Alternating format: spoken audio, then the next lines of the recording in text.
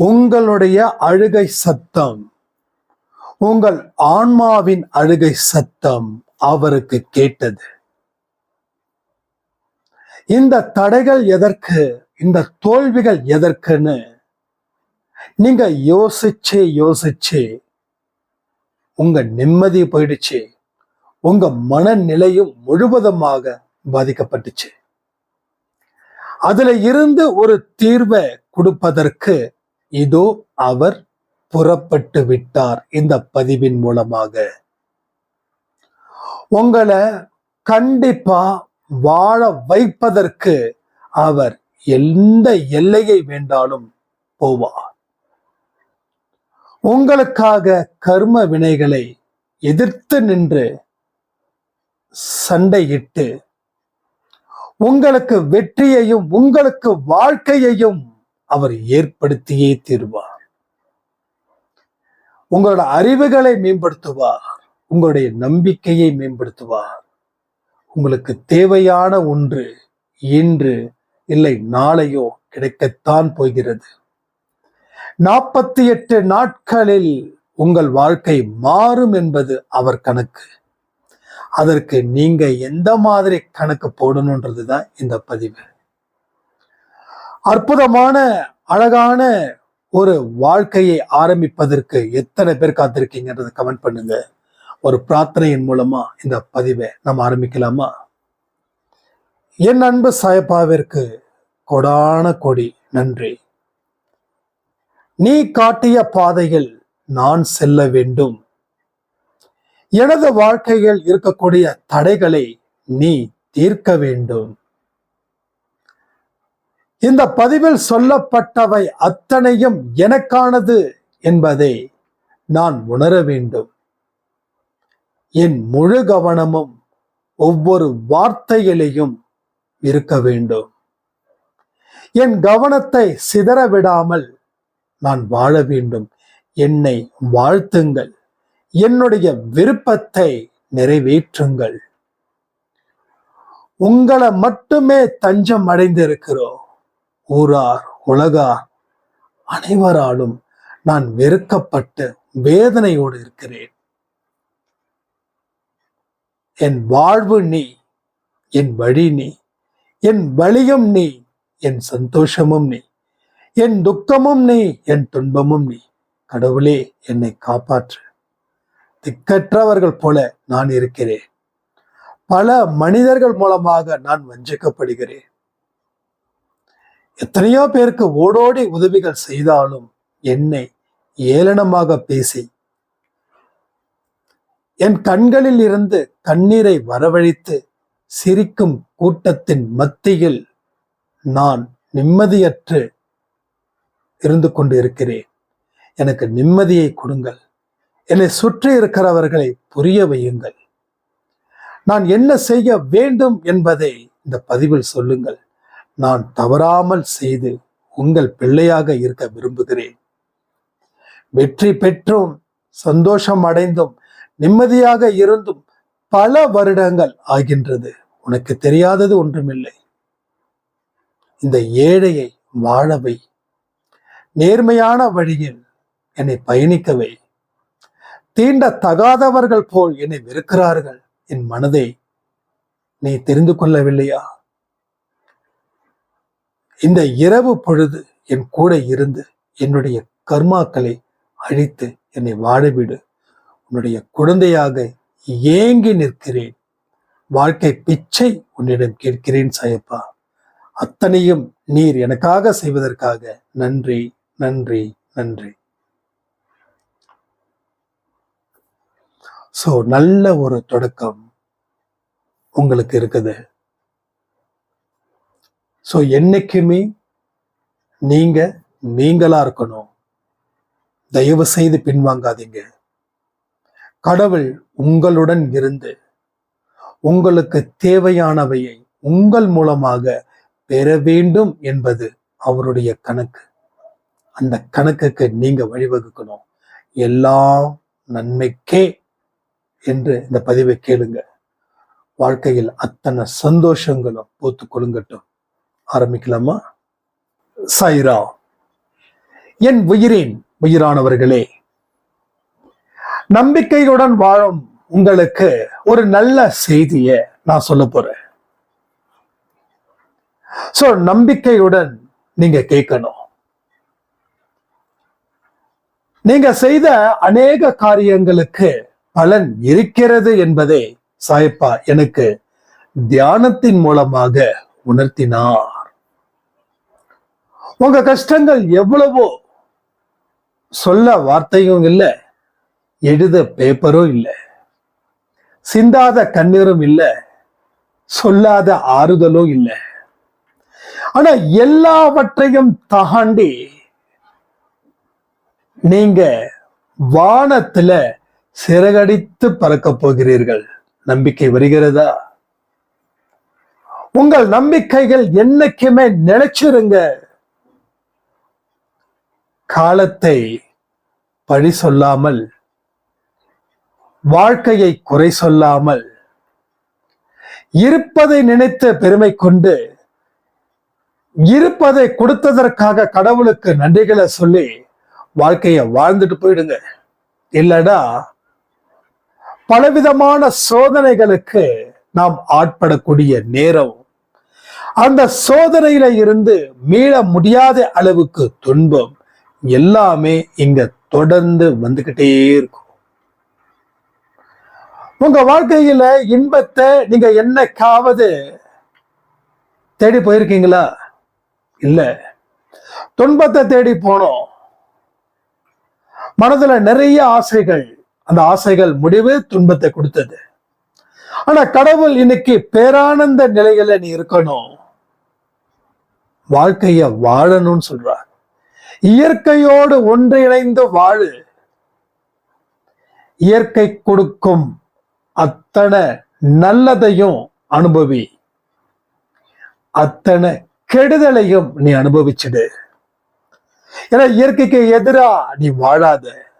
துன்பத்தை ஏற்க மாட்டேன் என்று சொன்னால் இயற்கைக்கு எதிராக நீ செயல்படுகிறாய் என்பது அர்த்தம். இப்ப இயற்கை உன்னை தண்டித்து விடும். வாழ்க்கையில இன்பம் மட்டும்தான் இயற்கைன்னு சொன்னோம். ஆனா இன்னைக்கு துன்பம் செயற்கைன்னு சொன்னோம். இன்பம் இயற்கையும் துன்பம் செயற்கையும் இல்லை. துன்பமும் ஒரு இயற்கை தான். ஏன்னா இயற்கையை தான் கடவுள் படைச்சிருக்காங்கல்ல. சூரியன் மறையுது, உதிக்குது. அப்ப இன்பம் வந்துச்சுன்னா துன்பம் வரும், துன்பம் வந்துச்சுன்னா இன்பம் வரும். எதுக்காக இந்த கலக்கம்? இந்த கலக்கத்தினால என்ன பலன்? ஒண்ணுமே இல்லை. there is no use. So கவலைகள் எவ்வளவுதான் கவலைப்பட முடியும்? 10 வருஷத்துக்கு முன்னாடி ஒரு கவலை இருந்தது, அது இப்ப இருக்கா? இல்ல. அன்னைக்கு அந்த கவலை முடிஞ்சிருச்சு. அது முடிஞ்சுதா, தீர்ந்துதா, போச்சா, போகலையா இன்னும் தெரியாது. ஆனா இந்த இப்ப இருக்கிற கவலைக்கும் அப்ப இருக்கிற கவலைக்கும் வித்தியாசங்கள் நிறைய. அது வேற ரூபம், இது வேற ரூபம், அது வேறு திசை, இது வேறு திசை. எஸ், இதான் உலகத்துடைய நியதி. ஆனா எந்த இடத்துலையும் நீ இன்பத்தையும் துன்பத்தையும் புறம் தள்ளாத, எல்லாவற்றையும் எடுத்துக்கொள். இயற்கையை நீ ஆதரிக்கிறவனாக மாறு. இயற்கைக்கு எதிரா எதையுமே நீ செய்யாத. நீ செய்யக்கூடிய செயலுக்கு ஏற்ற விளைவுகளை தான் நீ அனுபவிச்சுட்டு இருக்க. அடுத்தவனை பார்த்து திட்டும் போது நம்ம மன அமைதி இழந்து போறோம். தெரியுமா உங்களுக்கு? ஒரு பெரிய பிரஷர் நமக்குள்ளே வந்து சேருது. அழுத்தம் அதிகமாச்சுன்னா என்ன ஆகும்? இதயம் வெடிச்சிடும். இதயத்துல சந்தோஷம் இல்லைன்னா சீக்கிரமா இந்த உலகத்தை விட்டு போயிடுவோம். அதனால முடிஞ்ச அளவுக்கு நீங்கள் உங்களை சந்தோஷமாக வைத்துக் கொள்ளுங்கள்.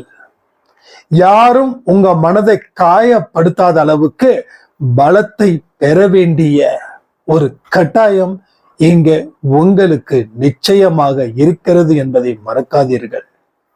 சோ இது மாதிரி பல விஷயங்கள் நம்ம சொல்லிக்கிட்டே இருக்கோம். நிறைய எடுத்துக்கோங்க.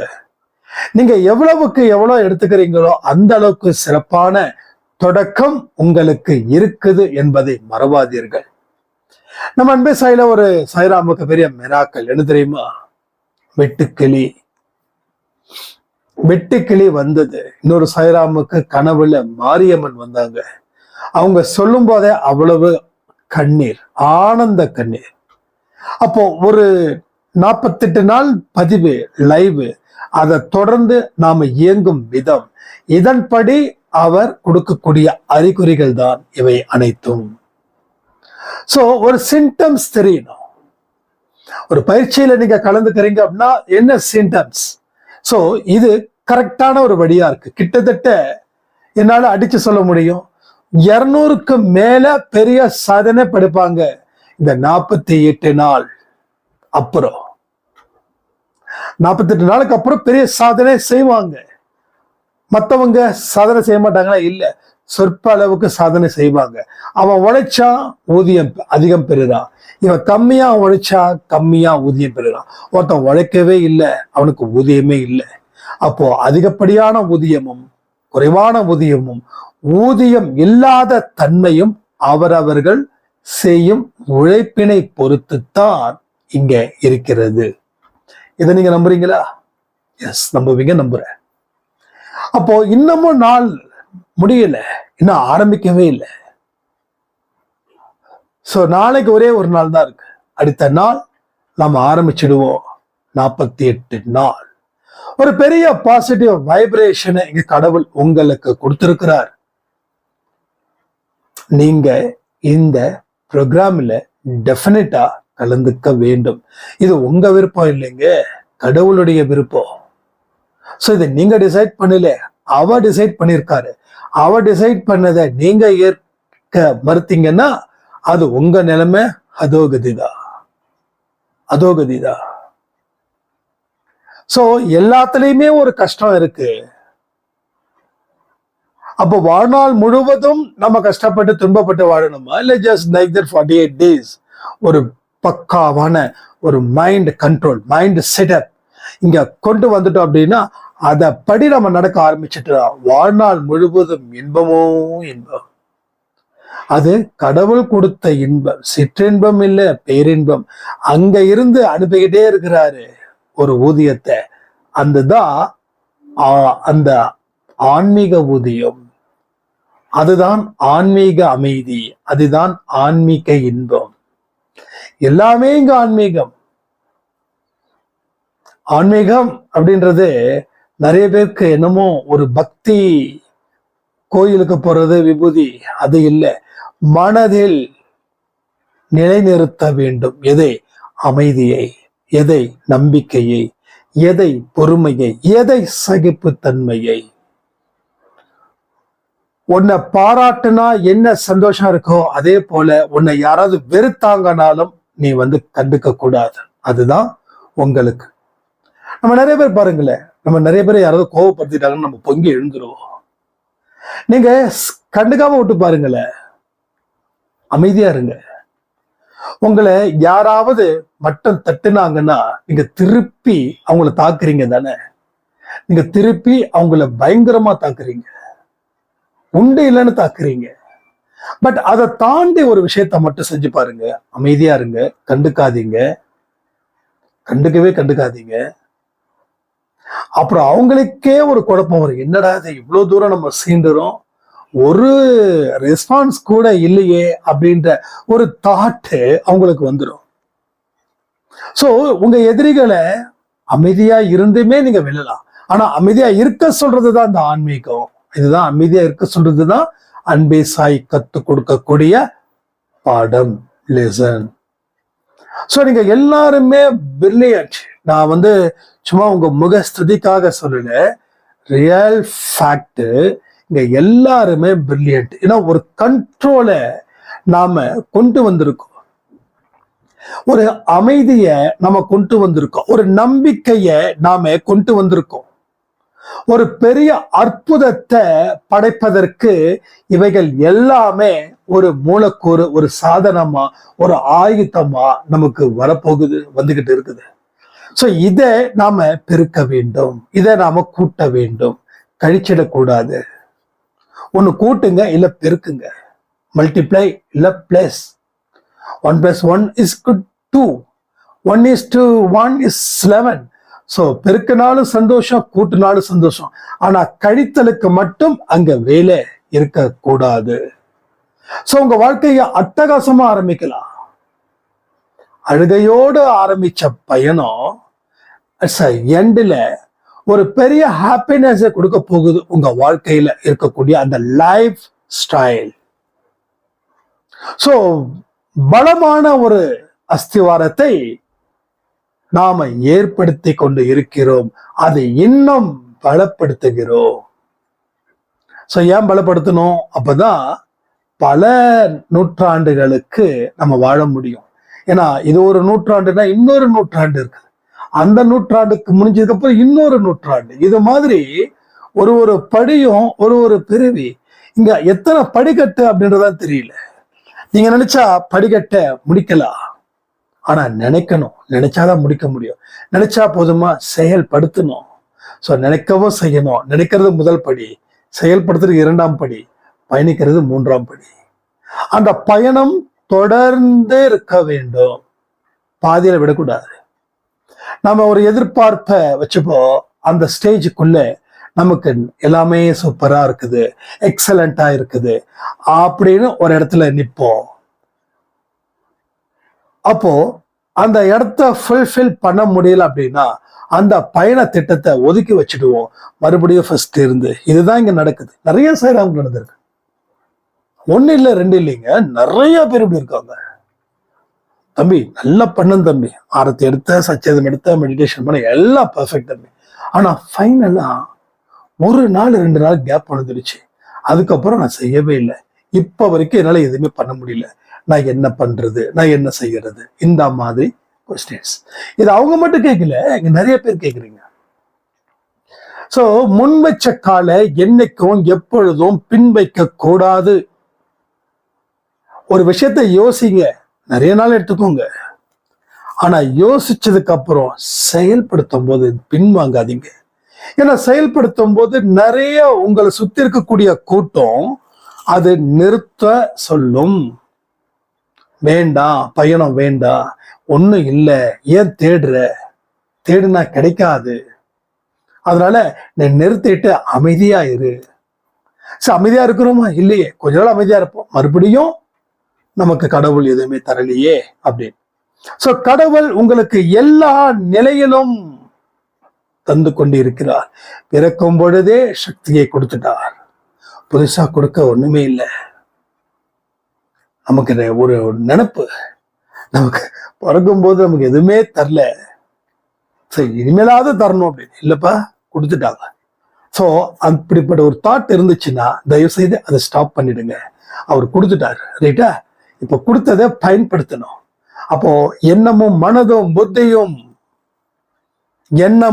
மனமும் புத்தியும் ஸ்ட்ராங்கா இருந்துச்சு அப்படின்னா தான் அந்த சக்தியை உன்னால பார்க்க முடியும். அந்த சக்தி உன்னை வழிநடத்தும். அது உனக்கு தேவையான அத்தனை அறிவுரைகளும் அத்தனை ஆலோசனைகளும் உனக்கு வழங்கும். அதை விட்டுட்டு அது போயிடுச்சு, இது போயிடுச்சு, எதுவுமே இல்லை, கடவுளே கண்ணை திறந்துட்டாருங்க. நீங்க கண்ணை திறக்கல. நீங்க அறிவு கண்ணை திறக்கல, நம்பிக்கை கண்ணை திறக்கல. சோ 3வது கண்ணை கூட நீங்கள் திறக்கவில்லை, அவர் திறந்து விட்டார். அவர் உங்கள் வாழ்க்கையில் ஒரு வழியை ஏற்படுத்தி விட்டார். இது எல்லாமே நம்ம பயன்படுத்திக்கணும், ரைட்டா? சோ இது வாழ்க்கையில பெரிய ஒரு இடத்துக்கு நீங்க செல்வதற்கு தயாரா இருக்கீங்க. அவர் அழைச்சிட்டு போக தயாரா இருக்காது. ஸோ அவர் அழைச்சிட்டு அந்த பயணம் முடிகிற வரைக்கும் அவருடைய கையை மட்டும் என்றும் எப்பொழுதும் விடக்கூடாதுன்னு சொல்லி ஒரு பிரார்த்தனை பண்ணிடலாமா? என் அன்பு சாயப்பாவிற்கு நன்றி. எத்தனையோ தடவை நான் ஆரம்பித்த காரியங்கள் ஒவ்வொரு இடத்திலும் தடையாக வந்து விழுந்துள்ளது. அந்த தடை எதனால் என்பதை இந்த பதிவின் மூலமாக நான் தெரிந்து கொண்டேன். இனி எடுக்க ஒவ்வொரு முயற்சியும் எந்த தடையும் இல்லாமல் நான் பார்த்து கொள்வேன். தடை இருந்தாலும் அதை தாண்டி என்னால் வாழ முடியும், வளர முடியும். என்னை நீரே ஆசீர்வாதம் பண்ணுங்கள். தெய்வமே, என் அன்புக்கும் அன்பானவரே, என் உயிரானவரே, நான் மனதில் நினைத்தால் ஓடோடி வரும் என் சாயப்பாவே, நன்றிப்பா. என்னையும் ஒரு மனுஷியாக தேர்ந்தெடுத்து எனக்கு தேவையானவையை செஞ்சே தேர்வேன் சொல்லி ஒத்த காலில் வீட்டிற்கு முன்னாடி நீ நிற்பதை போல் நான் இந்த பிரார்த்தனையில் பார்க்கிறேன். நன்றி, நன்றி, கொடான கொடி நன்றி. எத்தனையோ மனிதர்கள் என் வாழ்க்கை நல்லபடியாக இருக்காதா, என் கதவுகளை நல்லவர்கள் தட்ட மாட்டார்களா என்று ஏங்கிக் கொண்டு இருக்கிறேன். நீர் அதை உறுதிப்படுத்து. நீர் இருப்பதை எனக்கு உறுதிப்படுத்துங்கள். அப்படி உறுதிப்படுத்துவதற்காக நன்றி, கொடான கோடி நன்றி. எங்களை வாழ வைத்த சாயப்பாவிற்கு நன்றி, நன்றி, நன்றி. பிரார்த்தனை நல்லபடியா முடிச்சிட்டோம். வாழ்க்கையில நல்லபடியா வாழணும். தடைகளை பொருட்படுத்தாமல் சிகரத்தை அடையும் வரை நீங்கள் போராட வேண்டும் சொல்லி இந்த பதிவை நான் முடிக்கிற. ஜெய் சாய்ராம்.